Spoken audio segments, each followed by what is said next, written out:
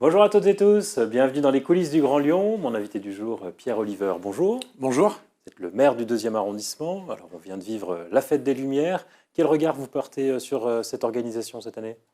Alors il y a deux choses dans la Fête des Lumières. Je pense qu'à la fois le spectacle était beau, on a eu des très belles œuvres des différents artistes. Après sur l'organisation, c'était plus chaotique, notamment lorsqu'on traversait le Rhône, puisque nous avons vu notamment le Au Parc de la soir Tête au d'Or, il y avait parc de trop de la Tête monde. d'Or, où dans un certain nombre de cas, vous aviez des familles qui attendaient plus de 2 heures, 3 heures pour accéder aux illuminations du parc de la Tête d'Or. Et là, on a vu qu'il y avait clairement une impréparation, un manque de barrières, un manque d'agents de sécurité et un manque de policiers municipaux. Et tout ça a fait qu'on a eu un certain chaos sur ce secteur-là de la Fête des Lumières. Et c'est dommage parce que sinon, globalement, c'était une belle fête. Et c'est la rançon du succès? Ils ont eu trop de monde? Il y a moins de monde que ce qu'on avait avant 2020. La réalité, c'est qu'il y a eu un manque de préparation, un manque d'anticipation. Quand on démultiplie les différents lieux dans la ville pour exposer des œuvres, il faut aussi mettre le dispositif de sécurité qui va avec. Et là, clairement, ça a manqué, ça n'a pas été anticipé. J'espère qu'ils corrigeront le tir de l'année prochaine, mais c'est vrai que ça fait un peu amateur. Sinon, l'actualité politique de la semaine, c'est le rejet de la loi immigration ce lundi. Alors, quand on suit la politique, on peut être un peu surpris, parce qu'on a vu les écologistes et les filles, les LR, réjouis d'avoir fait échouer Gérald Darmanin. Et qu'est-ce qu'il y a de si réjouissant, finalement? Non, il n'y a rien de réjouissant. Je pense qu'il faut une réforme des retraites. Le problème, c'est que celle-ci... De une réforme l'immigration. de l'immigration, pardon. Le problème, c'est que cette réforme s'est fracassée sur le mur du en même temps. On ne peut pas avoir une réforme dans laquelle on explique qu'à la fois on va plus fermer les frontières, mais que dans le même temps on va plus régulariser. Et c'est ça le problème que l'on a rencontré sur cette réforme de l'immigration. Et malheureusement là-dessus, je pense qu'il y avait aussi de la part du gouvernement un manque d'écoute de la part des différentes oppositions, parce qu'ils auraient une majorité complète à l'Assemblée nationale. Le texte aurait pu passer dans ces conditions. Mais la réalité, c'est qu'avec les équilibres qui existent, il aurait peut-être fallu faire un petit peu comme l'a fait le Sénat, travailler avec tous les équilibres politiques en place au sein et trouver une majorité au sein du Parlement. Le Sénat a su le faire en aménageant la loi de départ, en mettant en place des quotas, en réformant l'aide médicale d'État. Et tout ça aurait pu fonctionner si derrière le travail du Sénat n'avait pas été balayé d'un revers de main à l'Assemblée nationale.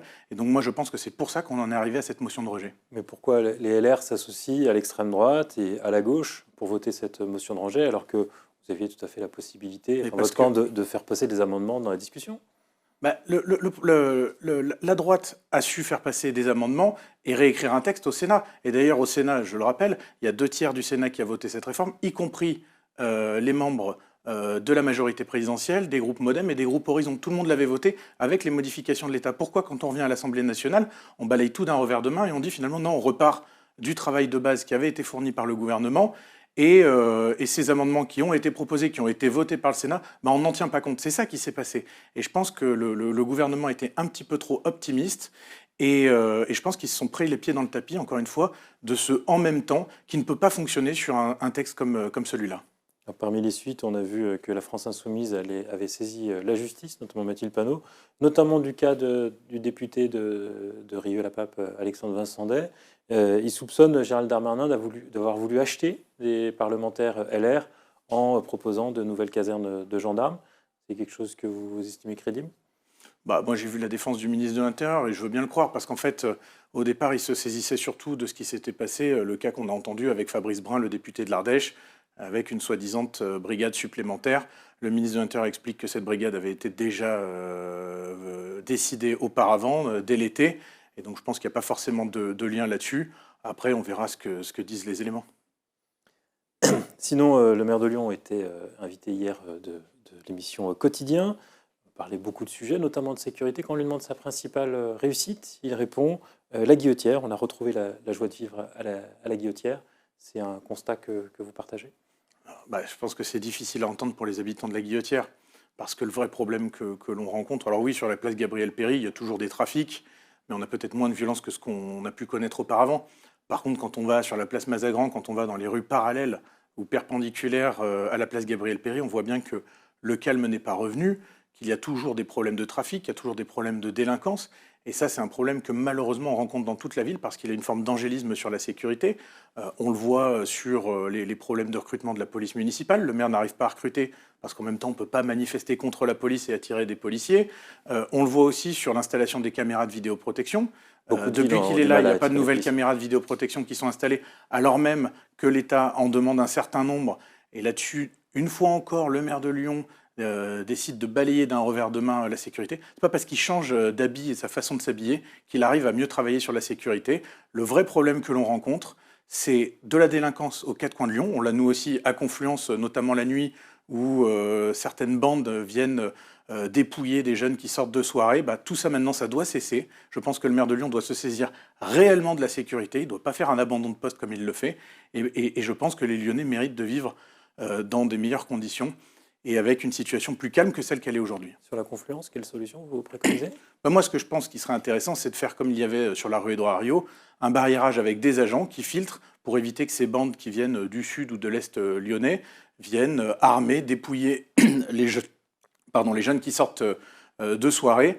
Ça se passe souvent très tard, plutôt dans les horaires de la police nationale, pas de la police municipale. Bien sûr, mais encore une fois, c'est un travail en commun. Je veux dire, les problèmes que nous avions sur la rue Édouard Herriot, c'était aussi après minuit. Et pour autant, il y a des solutions qui ont été trouvées à l'époque par Gérard Collomb. Et malheureusement, moi, je me plains que le maire de Lyon et son adjoint à la sécurité soient totalement à l'ouest sur les questions de sécurité.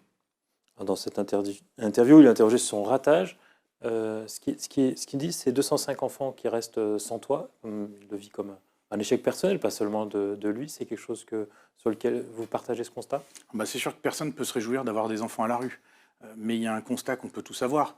C'est que depuis le début du mandat, il n'y a jamais eu aussi peu de logements qui ont été construits sur Lyon et sur l'agglomération lyonnaise. On ne peut pas dans le même temps expliquer qu'on signe une charte pour accueillir tout le monde sur le territoire lyonnais et dans le même temps ne pas être dans la capacité de les accueillir. Et c'est ça la réalité à Lyon. Donc quand le maire se défausse en permanence sur l'État en disant l'hébergement d'urgence dépend de l'État, oui, mais je rappelle que ceux qui délivrent les permis de construire, c'est la ville de Lyon, ceux qui ont la main sur le PLU, c'est la métropole de Lyon, et à ce que je sache, ce n'est pas le gouvernement qui est en place dans ces exécutifs-là.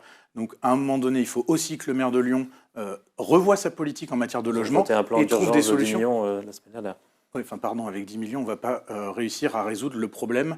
Sur un demi-milliard sur le mandat, sur la non, mais on ne va pas réussir à résoudre le problème avec le retard qu'on a pris. Sous Gérard Collomb, on avait 6 000 logements qui étaient construits dans l'agglomération lyonnaise. Avec les Verts, on est à peine à 2 000. Pourtant, on a toujours l'équivalent de 15 à 20 000 personnes qui viennent sur le territoire. Donc, avant, on arrivait à loger les gens qui arrivaient sur l'agglomération lyonnaise. Cette nouvelle politique fait qu'on se retrouve dans cette situation, avec des gens qui dorment à la rue, avec des églises qui sont obligées d'ouvrir pour pouvoir héberger toutes les personnes qui sont à la rue en face de la métropole. Et bien, tout ça, c'est aussi le résultat d'une politique qui est menée par les écologistes. Donc, moi, je trouve ça toujours très drôle de les entendre se défausser sur l'État. À un moment donné, l'État ne peut pas tout faire. Il faut aussi qu'eux assument leurs responsabilités. Alors oui, on doit trouver des solutions pour que ces enfants ne dorment pas à la rue. Mais encore une fois, il va peut-être falloir changer de politique pour y arriver. On parlait des jeunes qui ont occupé l'église du Saint-Sacrement devant la métropole. Ce sont des jeunes qui ont été évalués par la métropole, que les métropoles estiment qu'ils ne sont pas mineurs et donc qui relèvent de l'hébergement d'urgence, donc de la préfecture. C'est une analyse que vous contestez ? Non mais, pardon, ces gens-là, qui dorment aujourd'hui à la rue, probablement qu'ils travaillent, ils ne sont pas en mesure de se loger à Lyon. Pourquoi ? Parce qu'il n'y a pas d'offre de logement à Lyon. Il n'y a pas de solution. C'est-à-dire que même les associations qui ont des moyens, qui ont levé des fonds pour pouvoir créer des espaces pour ces personnes qui dorment à la rue, n'ont pas de solution parce que nous avons des écologistes qui ont bridé et bloqué la construction. Alors aujourd'hui, ils n'ont pas de chance puisque avec la hausse des taux d'intérêt, je dirais la mécanique s'est amplifiée. Donc on sait que sur les 2 prochaines années, on n'aura pas plus de logements que ce que nous avons eu sur les 3 premières années. Mais tout ça, encore une fois, c'est des choix politiques. Il faut les assumer. Moi, je fais de la politique en assumant mes responsabilités. Je pense que les écologistes doivent aussi le faire. Et on finit sur cette interview de quotidien. Il est interrogé sur la Lyon's Touch, la touche lyonnaise. Pour lui, c'est la solidarité et l'esprit d'entreprise.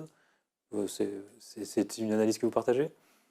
Description que vous partagez ? Oui, en partie. Après, moi, si je devais résumer l'esprit lyonnais, je dirais plutôt que c'est la capacité à travailler en commun, à ce que les entreprises et les collectivités arrivent à travailler en commun, que les collectivités entre elles arrivent à travailler en commun. On voit bien que depuis qu'ils sont là, on n'y arrive plus. Juste un mot pour finir sur la disparition de Gérard Collomb, Qui sera finalement l'héritier politique de Gérard Collomb? Bon, l'héritier, je ne sais pas, c'est toujours difficile à trouver un homme qui incarne parfaitement une personnalité. Je pense qu'à quelque part, on a tous un héritage de Gérard Collomb, quelle que soit notre tendance politique, parce qu'il avait réussi à faire cette synthèse, il avait réussi à créer une sorte d'unité autour de lui. C'est sûr que ça change par rapport à la politique qu'on a actuellement, où on est plus dans le clivage et dans la division. Pierre Oliver, je vous Merci. remercie. Et puis moi, je vous dis à demain pour une nouvelle émission des coulisses du Grand Lyon.